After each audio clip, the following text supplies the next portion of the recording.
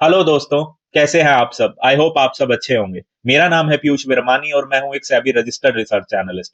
आज की इस वीडियो में हम बात करेंगे आईपीओ से रिलेटेड। किसी कंपनी के आईपीओ का रिव्यू नहीं है, it is just a normal discussion about the IPO, specifically SME IPO. India में आईपीओ का क्रेज फुल पीक पर है। जहां पहले किसी कंपनी को आईपीओ में 2 टाइम्स 4 टाइम्स 6 टाइम्स तक सब्सक्रिप्शन मिलता था, आज वो 400 टाइम्स 500 टाइम्स तक मिल रहा है। हर कोई आईपीओ के लिए अप्लाई कर रहा है, करेगा भी क्यों नहीं। आईपीओ में अलॉटमेंट का जो प्रोसीजर है और लॉटरी लगने का प्रोसीजर है वो ऑलमोस्ट सेम है। जो लकी होगा उसको आईपीओ मिल जाएगा, अदरवाइज नहीं मिलेगा। और अगर आपको आईपीओ मिलता है तो 90% आपको प्रॉफिट होने के भी चांसेस हैं, अगर आपने एक अच्छे आईपीओ में अप्लाई किया है। लिस्टिंग गेन्स के टाइम पे आपको 2 से 3 दिन में ही हो सकता है 100% 200% तक का प्रॉफिट हो जाए। बट क्या हर आईपीओ में ऐसा होता है? नहीं होता है।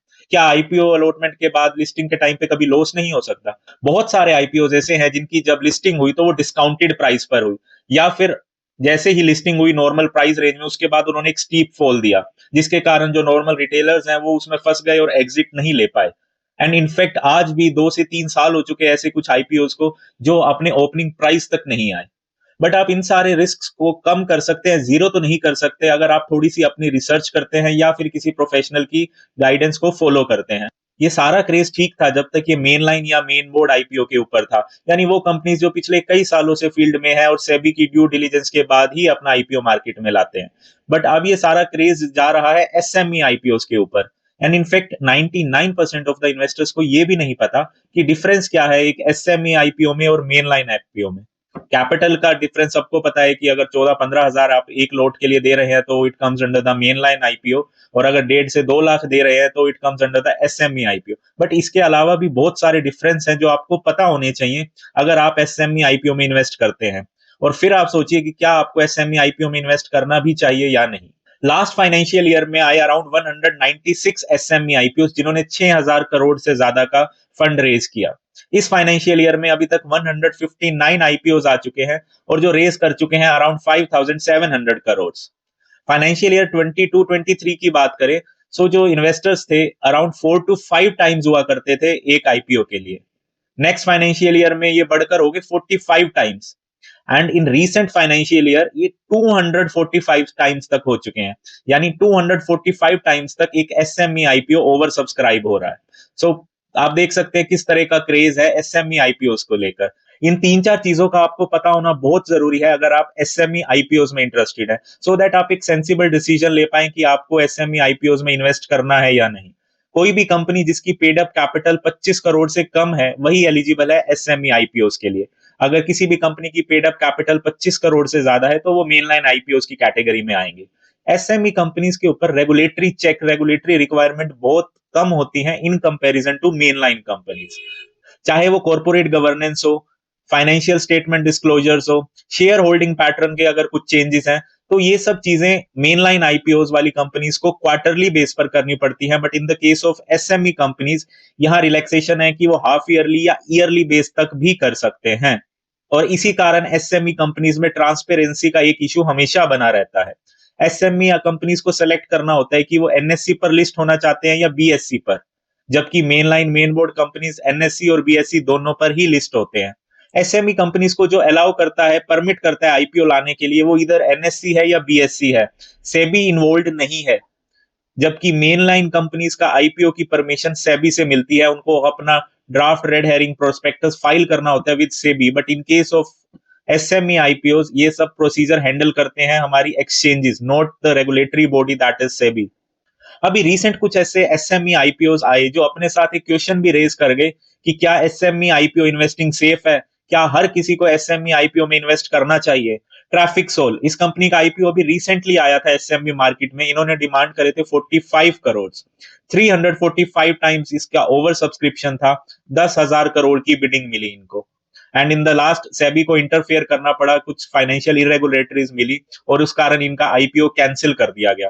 जिन भी इन्वेस्टर्स ने पैसा लगाया था वो सारा पैसा अभी एस्क्रो अकाउंट में पार्क्ड है और सेबी ने इंस्ट्रक्शन दिया कि जल्दी से जल्दी ये पैसा रिफंड किया जाए। सेकंड एसएमई आईपीओ जो काफी टाइम न्यूज में रहा, दैट वाज रिसोर्सफुल ऑटोमोबाइल। इनके टोटल 2 यामा के शोरूम्स थे दिल्ली में और 8 एम्प्लॉइज इनके पास काम करते हैं। इन्होंने आईपीओ रेस कर दिया 12 करोड़ रुपए मार्केट से लेने का, एंड इनको मिला 400 टाइम्स का सब्सक्रिप्शन। 12 करोड़ की डिमांड थी और इनको ऑफर किए गए 4800 करोड़ रुपीस। तो क्या ये कहीं से भी जस्टिफाइड था? द थर्ड वन वो C2C इंफोसिस्टम्स। ये कंपनी भी अपना आईपीओ लेकर आ गई। जीएमपी चल रहा था अराउंड 100 to 120%, 300 से 400% ओवर सब्सक्राइब चल रहा था ये आईपीओ।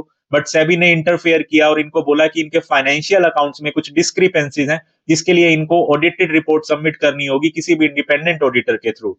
सो इसी कारण इसका ग्रे मार्केट में प्रीमियम क्रैश हुआ, जो 10 से 20% रह गया।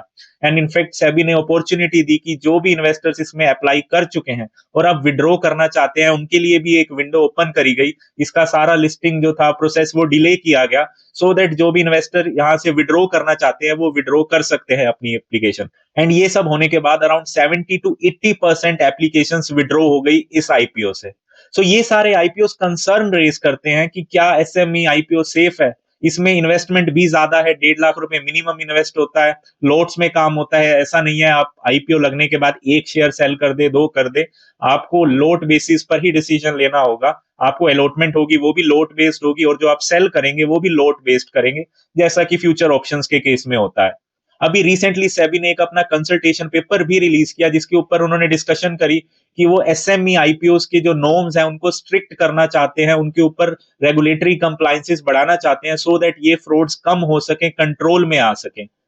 सबसे पहला जो सेबी चाहती है कि जो 1.5 लाख रुपए में आज आप एक लोट के लिए अप्लाई कर पाते हैं, वो रिक्वायरमेंट बढ़ा के कर दी जाए 4 से 5 लाख रुपए, सो दैट हर कोई इस एसएमई आईपीओ में अप्लाई ना कर सके। सेकेंडली उनका कहना था जो डिस्क्लोजर्स ये हाफ ईयरली या ईयरली बेस पर करते हैं, इनको भी करने पड़ेंगे क्वार्टरली बेस पर।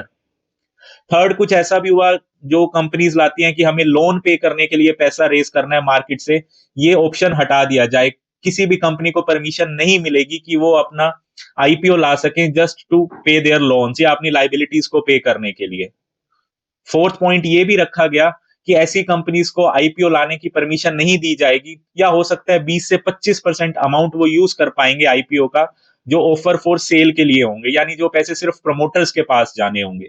पहले कंडीशन थी कि जो भी कंपनी आईपीओ लेकर आएगी वो मिनिमम 1 साल तक प्रमोटर अपना स्टेक नहीं बेच सकता। बट अब से भी चाहती है कि इस 1 साल के क्लोज को बढ़ा के 3 से 5 साल कर दिया जाए, सो दैट प्रमोटर इतना इजीली अपना स्टेक बेच के ना जा सके कंपनी में से। और एक और कंडीशन सेबी इंपोज करना चाहती है कि वही कंपनीज आईपीओ ला पाएंगी जिनका पिछले 3 साल में ऑपरेटिंग प्रॉफिट मिनिमम 3 करोड़ का होगा। अभी ऐसी कोई भी रेगुलेटरी रिक्वायरमेंट नहीं है। इट इज जस्ट दैट कि 3 में से 2 सालों में कंपनी का प्रॉफिटेबल होना जरूरी है। बट अब एक अमाउंट भी फिक्स कर दिया गया कि मिनिमम 3 करोड़ की रिक्वायरमेंट होगी। अभी ये कंसल्टेशन पेपर है, अभी बहुत जल्द हमें पता चल जाएगा इनमें से कौन कौन सी कंडीशन अप्लाई होने वाली हैं। बट इट इज एक्सपेक्टेड कि ये सारी कंडीशन एसएमई आईपीओज में अप्लाई होंगी, सो दैट एक एसएमई आईपीओज के फ्रेमवर्क को स्ट्रिक्ट किया जा सके और कॉमन इन्वेस्टर्स को इसमें फंसने से बचाया जा सके। और फ्रॉड्स की बात करें तो सबसे ज्यादा केसेस रजिस्टर्ड है एसएमई कंपनीज के ऊपर, फंड डाइवर्जन के या फिर रिलेटेड पार्टी ट्रांजैक्शन के। हर 2 में से एक एसएमई कंपनी 10 करोड़ तक के फंड को यूज करती है अपने पर्सनल गेन के लिए, रिलेटेड पार्टी ट्रांजैक्शन के थ्रू। या 5 में से एक एसएमई कंपनी ऐसी है जो 50 करोड़ तक के रिलेटेड पार्टी ट्रांजैक्शन में इन्वॉल्व है। ये सारा पैसा पर्सनल गेन के लिए यूज होता है, जो आया कहां से है? इन्वेस्टर्स का पैसा है जो आईपीओ के थ्रू रेज हुआ। और इसी वजह से सेबी अब डे बाय डे स्ट्रिक्ट हो रही है एसएमई आईपीओस के लिए। और ये सारी ड्यू डिलिजेंस या रिसर्च आपको भी करनी चाहिए अगर आप किसी भी एसएमई आईपीओ में अपना पैसा इन्वेस्ट कर रहे हैं। कहीं भी किसी वेबसाइट में लिखा है कि ग्रे मार्केट प्रीमियम अभी 100% चल रहा है, 50% चल रहा है, तो हमें लगता है 1.5 लाख इन्वेस्ट करेंगे, 50% लिस्टिंग गेन मिल जाएगा, 75,000 जस्ट 2-3 डेज में आपके पास आ जाएगा। तो ऐसा बिल्कुल मत कीजिए। प्रॉपर रिसर्च कीजिए, किसी प्रोफेशनल की गाइडेंस लीजिए, उसके बाद ही अपना hard earn money SME IPO में लगाइए। ये जितना ल्यूक्रेटिव दिखते हैं उतने ही ज्यादा रिस्की हैं। So do your proper research before investing in SME IPO और एसएमई कंपनीज। आई होप ये वीडियो आपके लिए हेल्पफुल रहेगी। इससे रिलेटेड अगर अभी आपको कोई और डाउट है तो आप कमेंट कर सकते हैं, मैं जरूर उसका आंसर करूंगा। Thank you and do subscribe me for such meaningful content.